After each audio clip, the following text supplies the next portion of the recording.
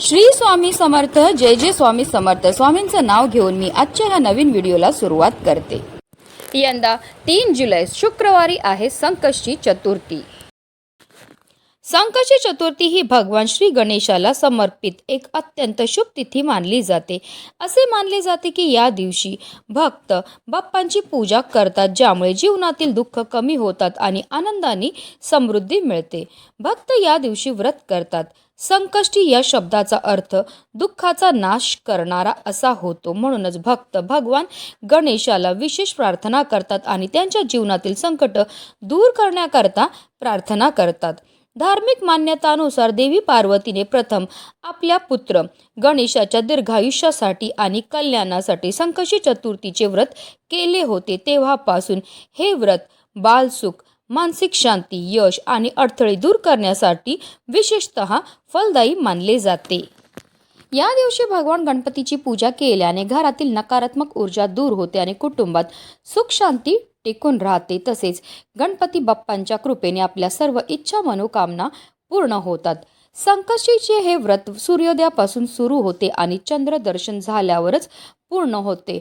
म्हणून चतुर्थीच्या दिवशी चंद्र पाहणे खूप महत्त्वाचे मानले जाते. चंद्र पाहिल्यानंतरच हे व्रत संपते व पूर्ण होते. आणि संकष्टी चतुर्थीला चंद्रोदयाची वेळ ही रात्री 9:52 असणार आहे. यावेळी चंद्राला आपल्याला जल अर्पण करायचं आहे आणि त्याची पूजा करून मग व्रत सोडायचं आहे. ज्येष्ठ महिन्याच्या कृष्ण पक्षाच्या चतुर्थीला भगवान गणेशाच्या कृष्ण पिंगला रूपाची पूजा केली जाते. हा दिवस कृष्ण पिंगला संकष्टी चतुर्थी म्हणून ओळखला जातो. जे या दिवशी उपवास करतात त्यांना सर्व दिशांनी यश आणि समृद्धी प्राप्त होते. संकष्टी चतुर्थीला भद्रा सकाळी 5:28 पासून सकाळी 11:20 असेल. ती पाताळात वास करते. या काळात पूजा आणि प्रार्थना करता येतात. भद्रा गणपतीच्या पूजेत अडथळा आणणार नाही. गणपती बाप्पाला संकटनाशक म्हणतात. कोणतेही प्रकारचे संकट असल्यास बाप्पाची पूजा केल्याने संकटापासून मुक्ती मिळते. तसेच गणपतीला बुद्धीचा देवता मानल्याने या दिवशी विद्यार्थ्यांनी गणेशाची पूजा आणि दर्शन घेतल्याने त्यांना ज्ञान आणि बुद्धी मिळते. धार्मिकदृष्ट्या हा दिवस अतिशय महत्त्वाचा असल्यामुळे या दिवशी काही प्रभावी उपायाने सेवा देखील केल्या जातात. आणि म्हणूनच संकष्टी चतुर्थीच्या दिवशी तुम्ही व्रत नाही केलं तरीही चालेल, पण गाईला खाऊ घाला ही एक वस्तू. ही वस्तू खायला दिल्यामुळे आपल्याला सर्व अडचणीतून मार्ग तर मिळणारच आहेत. आपल्या 7 पिढ्यांचे दारिद्र्य नष्ट होऊन आपली कितीही कठीणातील कठीण इच्छा ही साक्षात गणपती बाप्पा पूर्ण करणार. तर ती कोणती वस्तू गाईला खायला द्यायची, कोणत्या वेळेत द्यायचे, त्याबद्दल सविस्तर आणि महत्त्वाची अशी माहिती मी तुम्हाला या व्हिडिओमध्ये देणार आहे. तर व्हिडिओ पूर्ण पहा. आणि जर तुम्ही माझ्या चॅनलवर नवीन असतील तर चॅनलला सबस्क्राईब करा आणि शेजारी बेल आयकॉन सुद्धा प्रेस करा, जेणेकरून तुम्हाला माझ्या नवनवीन व्हिडिओचं नोटिफिकेशन मिळत राहील आणि तुम्ही एक पण व्हिडिओ मिस करणार नाही. संकष्टी चतुर्थीच्या दिवशी आपल्याला सकाळी ब्रह्ममुहूर्तावर उठायचं आणि अंथरुणामध्येच गणपती बाप्पांचं स्मरण करायचं आहे आणि दिवसाला सुरुवात ही करायची आणि त्यानंतर स्वच्छ स्नानही करायचे. जर शक्य झालं तर या दिवशी लाल किंवा पिवळ्या रंगाचे वस्त्र परिधान करा. त्यानंतर आपल्याला सर्वप्रथम देवघरामध्ये दिवा हा प्रज्वलित करून घ्यायचा आहे, कारण कोणतीही सेवा किंवा कोणताही उपाय जर आपण अग्नीच्या साक्षीने केला तर त्यामध्ये आपल्याला निश्चित सफलताही प्राप्त होत असते. त्यानंतर आपल्याला सूर्यदेवांना जल अर्पण करायचं आहे आणि आपल्याला विधिवत देवपूजाही करून घ्यायची आहे. जर तुमच्याकडे गणपती बाप्पांची मूर्ती असेल तर त्यांना तामनामध्ये घ्यायचं आहे आणि त्यांच्यावर आपल्याला जलाभिषेक किंवा पंचामृताने अभिषेक हा करायचा. 11 पळी पाणी आपल्याला गणपती बाप्पांवर अर्पण करायचं. प्रत्येक पळी पाणी अर्पण करताना आपल्याला ओम गणपते नमः या मंत्राचा जप हा करायचा आहे. आणि त्यानंतर गणपती बाप्पांच्या मूर्तीला स्वच्छ पुसून पुन्हा त्यांच्या स्थानावर ठेवायचे. गणपती बाप्पांना हळद, कुंकू, अक्षदा, धूपदीप, अगरबत्ती दाखवून घ्यायची आहे. त्यानंतर जे तीर्थ आपण तयार केलेलं आहे ते आवर्जून आपल्या मुलांना प्यायला द्यायचं. असं हे गणपती बाप्पांना जलाभिषेक केलेलं तीर्थ आपल्या मुलांना प्यायला दिल्यामुळे त्यांच्या बुद्धीमध्ये बऱ्याच प्रमाणामध्ये वाढही होत असते. त्यानंतर गणपती बाप्पांना आपल्याला जास्वंदाचं फूल अर्पण करायचं आहे. त्याचबरोबर 21 दुर्वांची जुडी आपल्याला अर्पण करायची. ही जुडी अर्पण करताना आवर्जून आपल्याला आपल्या मनातली इच्छा बोलून अर्पण करायची आहे. त्यानंतर गणपती बाप्पांना गोडाचा नैवेद्य हा दाखवायचा आहे. तुम्ही लाडू, मोदक चा नैवेद्य दाखवू शकतात किंवा अगदी तुम्ही गुळ खोबऱ्याचा नैवेद्य दाखवला तरीही चालणार आहे.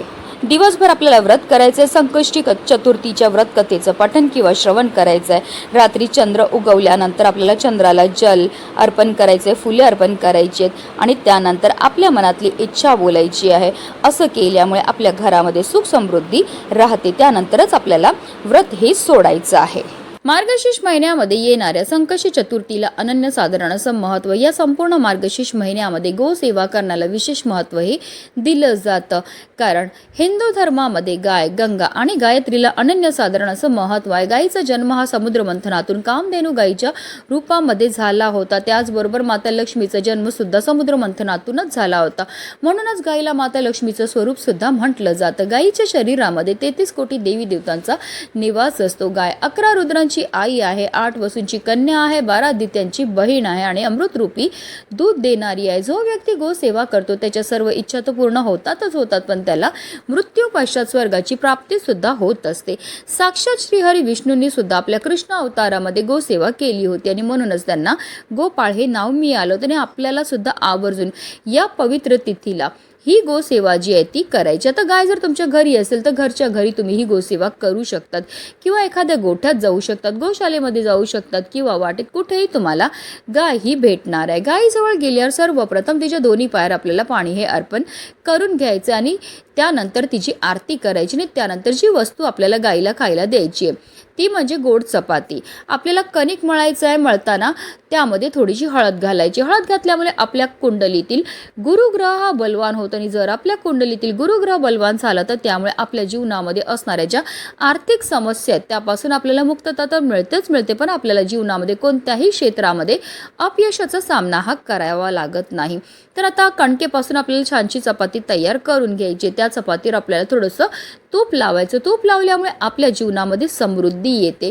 तसेच त्या चपातीवर आपल्याला एक छोटासा खडा गुळाचा सुद्धा ठेवायचा आहे. गाईला गुळ खायला दिल्यामुळे आपल्याला ग्रह दोषापासून मुक्तता मिळते. राहू, केतू, शनी, मंगळ दोषापासून मुक्तता मिळते. ज्या मुलींच्या विवाह जुळण्यामध्ये समस्या येत असतील त्यांनी आवर्जून संकष्टी चतुर्थीच्या दिवशी अशी ही गोड चपाती गाईला खायला द्यायची. तसेच त्या चपातीवर आपल्याला थोडेसे तीळ सुद्धा लावायचे. तीळ हे गणपती बाप्पांना अतिशय प्रिय आहेत आणि तसेच काळे तीळ हे आपल्या पितरांना सुद्धा समर्पित. आणि जेव्हा पण आपण काळे तिळांपासून काही उपाय किंवा सेवा करतो तर त्यामुळे आपल्या जीवनामध्ये असणारा प्रखरातला प्रखर पितृदोष, ग्रहदोष, शत्रुपीडा, दारिद्र्य दूर होण्यामध्ये मदत ही मिळत असते. कारण तिळांना दारिद्र्यनाशक असं सुद्धा म्हटलं जातं. तसेच आपल्याला 21 दुर्वांची जुडी सुद्धा आवर्जून त्या चपातीवर ठेवायचे. दुर्वा म्हणजे गवत आणि गाईला गवत खायला दिल्यामुळे आपल्या कुंडलीतील बुध ग्रह बलवान होतो. बुध ग्रह हा नोकरी, व्यवसाय, करिअरशी संबंधित आहे आणि जर आपल्या कुंडलीतील बुध ग्रह बलवान झाला तर आपल्याला नोकरी, करिअर, व्यवसायामध्ये कधीही अपयशाचा सामना हा करावा लागत नाही.